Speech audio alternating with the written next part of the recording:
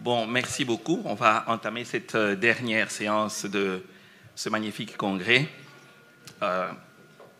Donc, on m'a demandé de parler des médicaments du cœur et allergies.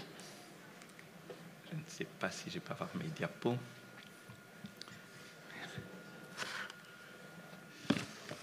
Voilà, merci. Alors, je n'ai pas de conflit d'intérêt par rapport au sujet en cours, d'autant plus que je suis pneumologue et je ne suis pas cardio. Alors, les allergies qu'on retrouve dans les médicaments du cœur sont des diagnostics difficiles. Pourquoi? Parce que dans la grande majorité des cas, c'est la toxidermie, ces allergies, comme on dit, ou hypersensibilité, ce qui est le meilleur terme, se manifeste par des signes cutanés qui sont peu spécifiques, cliniquement non distinguables des autres pathologies cutanées. En plus, souvent, ça survient chez des patients âgés. Donc, les patients qui ont des médicaments cardiaques, souvent, c'est à partir généralement de 5e décade de la vie, à partir de 50 et plus. Mais âgé, ce n'est pas à partir des 50, mais pour dire que c'est surtout au-delà de cet âge-là. Des patients qui sont polymédiqués, pour lesquels il n'est pas toujours aisé d'identifier les médicaments en cause. Et surtout, la difficulté qu'on a, c'est que quand on a un médicament qu'on soupçonne être responsable de l'affection, si c'est un médicament à visée cardiaque, on n'ose toujours pas l'arrêter, quoi.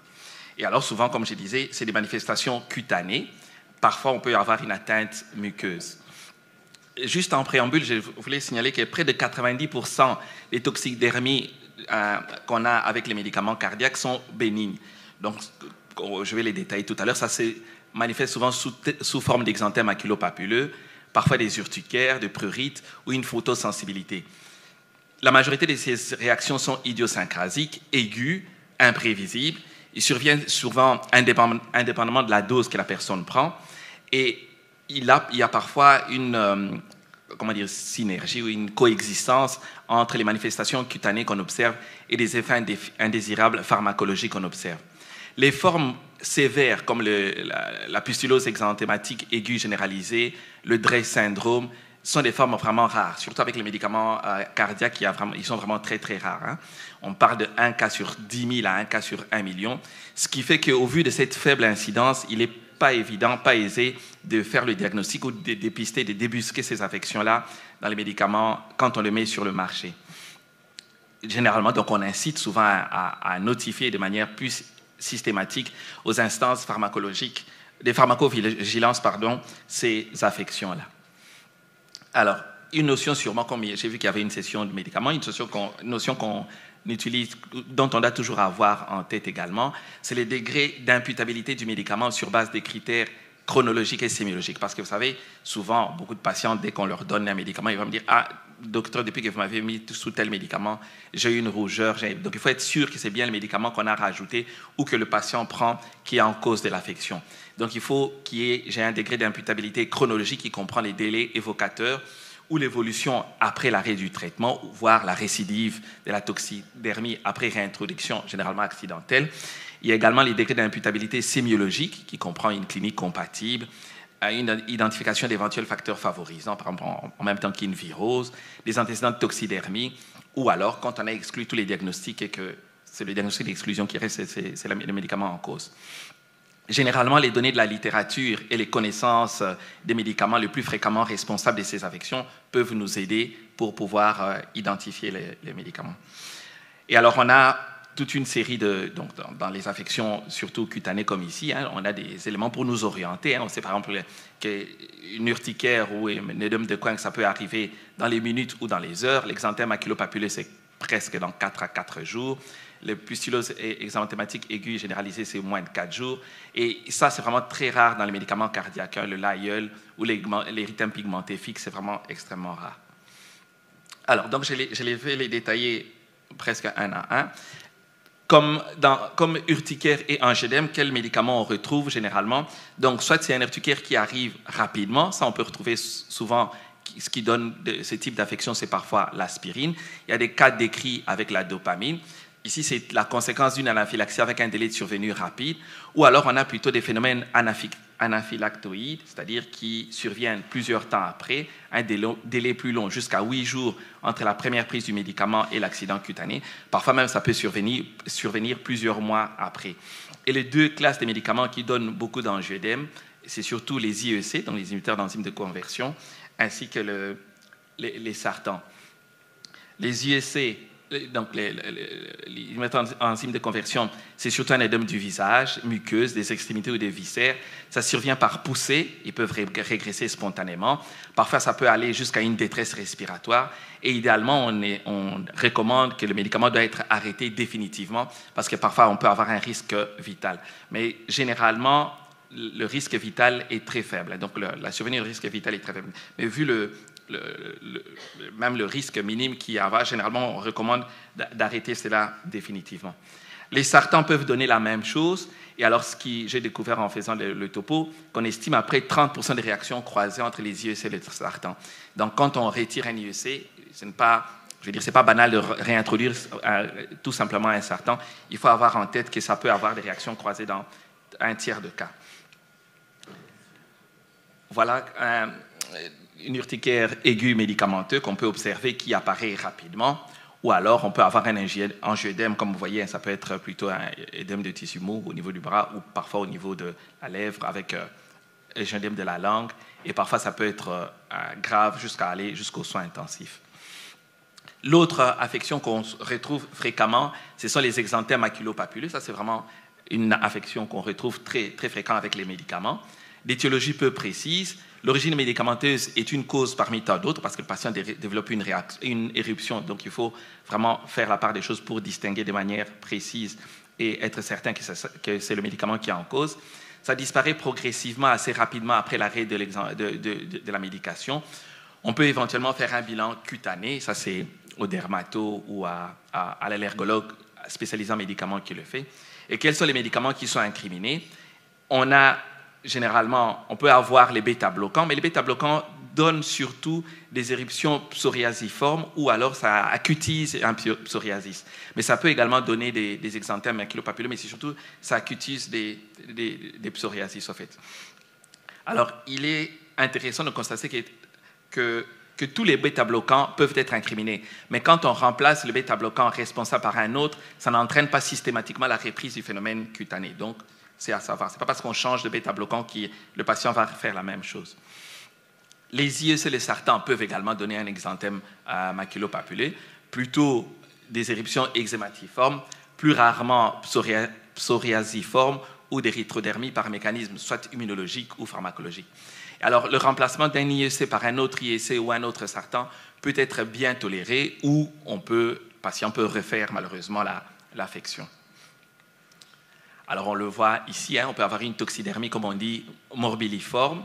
On peut avoir une toxidermie plutôt scarlatiniforme, ou alors on peut avoir une éruption, c'est plus morbilliforme également, maculopapuleux du tronc en général. Autre médication qui donne aussi des exanthèmes maculopapuleux, ce sont les inhibiteurs calciques.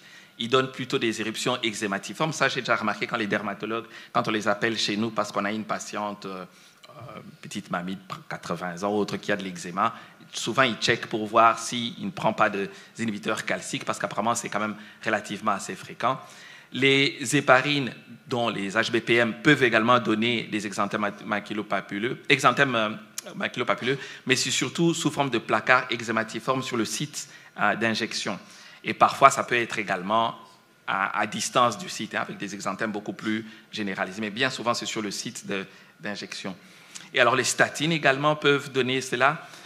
Et au-delà des statines, on a également les antiagrégants comme le clopidogrel ou le prasugrel peut également donner ces types d'exanthèmes maculopapulés. Alors, on voit ici donc, une éruption plutôt eczématiforme qu'on peut observer chez certains patients. Alors, il y a aussi d'autres manifestations cutanées qu'on a avec les médicaments cardiovasculaires. C'est le DRESS syndrome, et ça, c'est vraiment extrêmement rare. Le DRESS syndrome, c'est une affection plutôt générale qui peut survenir 8 à 30 jours après la prise des médicaments, avec une régression lente, parfois une récidive malgré l'arrêt du médicament. Et comme je disais, les médicaments cardiovasculaires sont vraiment exceptionnellement incriminés. Il y a des cas décrits, j'ai vu c'est surtout les équipes des Lyon qui décrivent ça, des cas décrits avec de l'hydrochlorothiazide, l'aténolol, le diltiazem, le capotène, donc le captopril, mais je trouve qu'on l'utilise très peu maintenant. Et parfois, j'ai vu un article qui parlait avec l'atorvastatin. On peut faire une exploration cutanée à distance, bien entendu, de l'épisode aigu, et la réintroduction du médicament au vu de la gravité est formellement proscrite, évidemment, et définitive. Alors, il y a la pustulose exanthématique aiguë généralisée, qu'on confond souvent avec une une maladie infectieuse, qui est plutôt une réaction d'hypersensibilité médicamenteuse grave mais rare, avec un délai de survenue qui peut être de quelques heures jusqu'à 48 heures après la sensibilisation au médicament, si le patient avait déjà pris le médicament, mais s'il ne l'a jamais pris, ça apparaît 15 à 20 jours après. La réintroduction orale, bien entendu, est déconseillée, ou parfois ça peut survenir de manière accidentelle. Peu de médicaments cardiaques sont responsables de cette affection. C'est qu'on a des cas rares décrits, mais comme je dis, c'est souvent des cas de chasse. C'est un article qui décrit, qui signale. C'est parfois le diltiazème ou le nifedipine, la dalate qu'on donnait avant. Il y a des très rares cas avec des IEC comme le capotène, le captopril, certaines statines ou les AVK, les antivitamines K.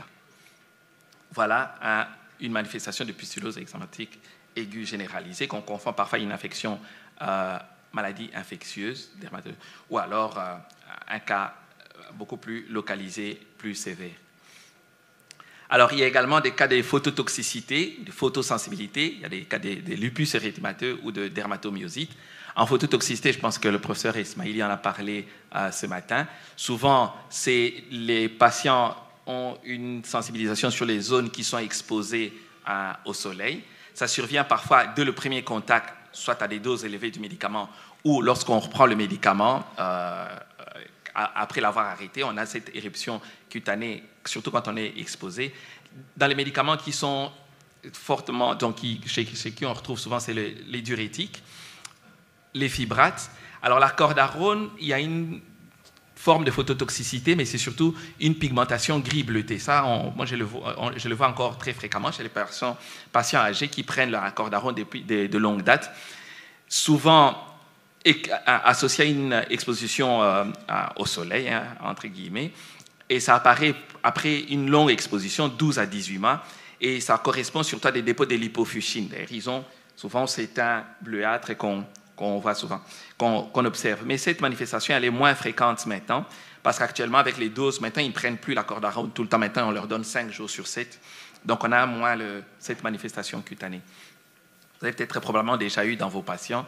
Moi, j'en ai encore quelques-uns, mes gros BPCO qui sont souvent cardiaques. Ils ont parfois ce teint bleuté. Alors ici, c'est une photodermatose. Je pense que c'était un cas avec un diurétique. Où vous voyez sur les zones exposées, au niveau du cou, ça se limite là, parfois également au niveau des mains. Alors, on peut également avoir un lupus qui est aggravé ou induit par certains médicaments.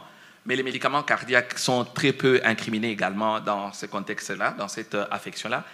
Le lupus est souvent subaigu ou aigu avec des signes plutôt biologiques compatibles, avec fréquemment une positivité des anticorps anti-histone, une négativité des anticorps anti-DNA natifs et anti-SM. Ce sont rarement des lupus chroniques qu'on observe.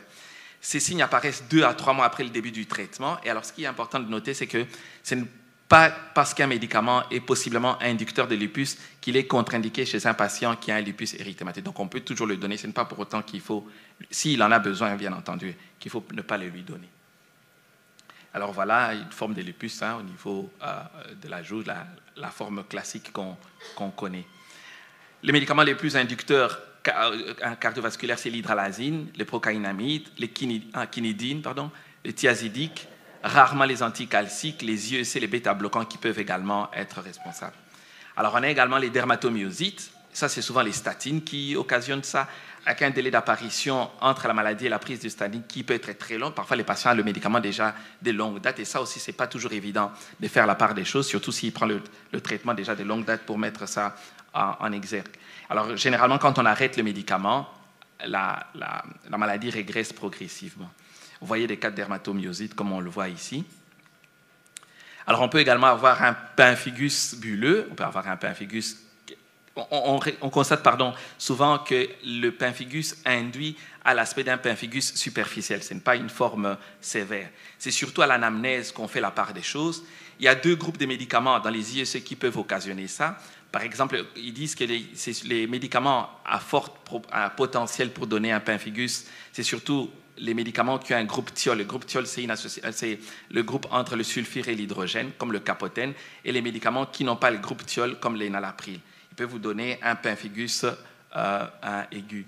Et alors, l'évolution est différente si c'est un groupe thiol ou non thiol. Les deux médicaments qui sont le plus responsables, c'est l'adalate, le nifedipine, et l'indapamide, qui est un diurétique. Voilà, ça c'est un médicament avec groupe thiol et le médicament avec non-groupe thiol. On peut également avoir un pemphigoïde bulleuse, mais ça c'est extrêmement rare. Et les deux médicaments qui peuvent être responsables, c'est le furosémide, le Lasix, et rarement l'aldactone. Voilà le cas de pemphigus aigu ou de pemphigus bulleux. Et alors, on a également des maladies beaucoup plus rares, comme un pseudolymphome cutané médicamenteux qui peuvent être occasionnés par des IEC, les sartans, certains bêta-bloquants et des inhibiteurs calciques. Mais vous voyez ici, c'est vraiment pour faire le diagnostic d'un pseudolymphome chez un patient qui prend les bêta-bloquants, il faut vraiment c'est vraiment un diagnostic d'exclusion. Et alors, généralement, on dit que les lésions apparaissent 15 jours à plusieurs mois après, et quand on arrête les médicaments, souvent, les affections peuvent régresser. Et alors, à la biopsie, la morphologie histologique simule un parapsoriasis en plaques ou un lymphome T cutané. Voilà donc un pseudo-lymphome cutané. Vous voyez, c'est très impressionnant. On peut franchement penser à une maladie oncologique quand on voit ça d'emblée. Et alors, on peut également avoir des nécroses cutanées hémorragiques, affections rares, mais qu'on voit souvent avec les coumariniques ou les héparines. Mais par contre, ici, il faut faire le diagnostic rapidement parce que si on traîne, le pronostic vital peut être engagé. Ça apparaît 10 jours après l'introduction du médicament. On peut avoir des nécroses cutanées ou une nécrose de la zone sur laquelle la lésion se développe. Comme j'ai dit, ces lésions imposent l'arrêt immédiat du produit incriminé et il existe d'autres médicaments qu'on peut mettre à la place de ces héparines à bas poids moléculaire pour pallier à cette affection-là. Vous voyez, on a une nécrose cutanée importante qui nécessite l'arrêt du médicament rapidement. Alors, il y a des affections encore plus rares. On a par exemple l'ichthyose cutanée qu'on observe avec les fibrates ou les statines, les syndromes de Sweet qui est une dermatose nétrophilique aiguë qu'on voit avec l'hydralazine et le furosémide. On peut également observer, ce n'est pas vraiment une allergie, mais c'est plus un effet secondaire. On peut également observer des ulcérations muqueuses avec la nicorandil, qui est un médicament qu'on prend en cas d'angor. Des cas ponctuels qui ont été décrits avec les capotènes, le captopril ou les bêta-bloquants. Voilà, on a parfois des ulcérations muqueuses ici au niveau de la bouche. Ou alors, comme je vous ai dit, on a une ichthyose cutanée qu'on peut observer ici au niveau des jambes ou au niveau de la main. Et ça, c'est un Sweet syndrome, une dermatose neutrophilique aiguë qu'on observe. Alors, parfois, au niveau des ongles, on observe également certaines manifestations comme une onycholyse, possible par effet phototoxique des diurétiques thiazidiques, ou alors on a parfois une onychopathie psoriasique, ou alors on a une mélanonychie qu'on décrit également avec l'Amlor. Ça, c'est un médicament qu'on donne beaucoup en première intention. On peut également parfois observer de l'alopécie avec certains fibrates ou certains bêta-bloquants ou la cordarone et certaines IEC qui peuvent également donner ça. Mais comme je disais ici, ça, c'est vraiment des diagnostics d'exclusion pour faire le diagnostic d'une alopécie chez un patient qui est sous médication coumarinique ou fibrate. C'est vraiment diagnostic d'exclusion. Vous voyez, si vous regardez parfois les ongles de vos patients, ils peuvent avoir ceci quand ils prennent l'Amlor, par exemple. Et alors, on peut également observer des alopécies avec certains bêta-bloquants ou coumariniques. Donc, en conclusion, je dirais que pour toute toxidermie, une déclaration centre et régionale de pharmacovigilance doit être faite si celle-ci est grave, qu'elle soit connue ou non, ou même si elle est bénigne, mais qu'elle est méconnue. Un bilan cutané dans un service de dermato ou d'immuno-allergo spécialisé est utile en cas d'éruption maculopapuleuse, eczématiforme, psoriasiforme, lichénoïde, d'eczéma localisé, de photoallergie ou de pucellose eczématique aiguë généralisée. Pour les DRESS syndrome, il faut également la dresser dans un service spécialisé pour qu'il n'y ait plus de risque de récidive d'accident. Le bilan qu'on fait permet d'améliorer l'imputabilité du médicament chez les patients et d'éviter surtout le récidive. Alors, j'ai repris le tableau ici, que c'était dans la revue suisse, revue médicale suisse, pardon, voilà, qui donne les critères des notifications des effets indésirables médicamenteux, dans quel cas on peut le déclarer à la pharmacovigilance, quand la toxidermie motive une hospitalisation ou une prolongation d'hospitalisation, quand elle est sévère, responsable d'un décès ou d'un état critique, d'un handicap permanent, en cas d'effet indésirable cutané à la prise du médicament mis sur le marché il y a moins de 5 ans ou inconnu de la morphologie, et comme je disais, même si c'est bénin, si c'est un effet indésirable cutané qui n'a pas encore été décrit dans la littérature, il faut le déclarer. Voilà, j'ai 30 secondes d'avance. Merci. Bravo. Merci beaucoup d'avoir respecté le timing.